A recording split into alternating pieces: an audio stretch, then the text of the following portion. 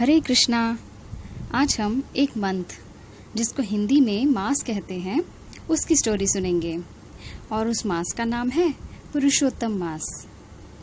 जैसे English calendar में जनवरी से दिसंबर तक 12 मंथ्स होते हैं, वैसे ही इंडियन कैलेंडर में 12 मास होते हैं और उनके नाम होते हैं चैत्र, वैशाख, ज्येष्ठ, आषाढ़, श्रावण, भाद्र, अश्विन, कार्तिक, मार्गशीर्ष, पौष, माघ और फाल्गुन।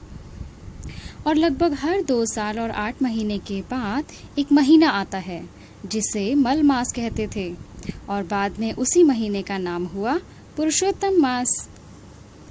एक बार की बात है, इन 12 महीनों से अलग एक नया महीना इस दुनिया में आया।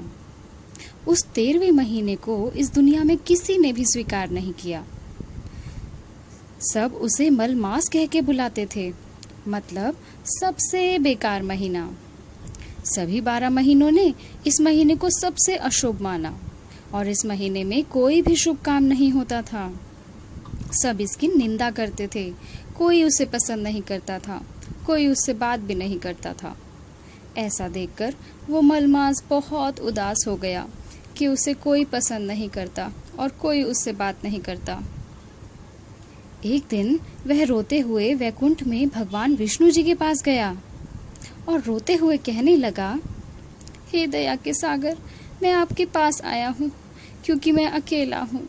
मेरा कोई भी नहीं, कोई मुझसे बात नहीं करता, कोई मुझे अच्छा नहीं मानता। सब लोग मुझे बुरा समझते हैं, मुझे कोई स्वीकार नहीं करता। हे प्रभु, आप मेरी रक्षा करो, मेरी रक्षा करो प्रभु, मेरी रक्षा करो। इस महीने की ऐसी स्थिति को देखकर भगवान विष्णु ने कहा, विलाप मत करो, तुम मेरे पास अपना दुख लेकर आए हो, मैं जरूर तुम्हारी रक्षा करूंगा।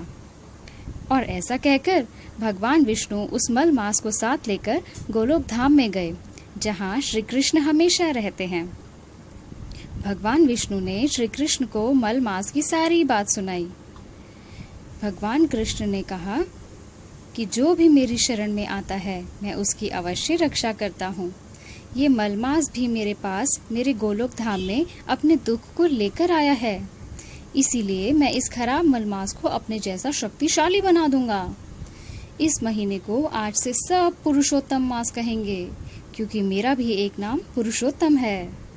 मैं खुद इस महीने की रक्षा करूंगा और ये महीना बाकी सभी महीनों का स्वामी होगा। इस महीने की अब सब पूजा करेंगे। इस महीने में जो मेरी बातों को मानकर किसी भी तरह से मेरी पूजा करता है, मैं उससे बहुत खुश हो जाता हूँ और उसके सारे पाप खत्म कर देता हूँ। ऐसा स्वयं भगवान कृष्ण ने कहा।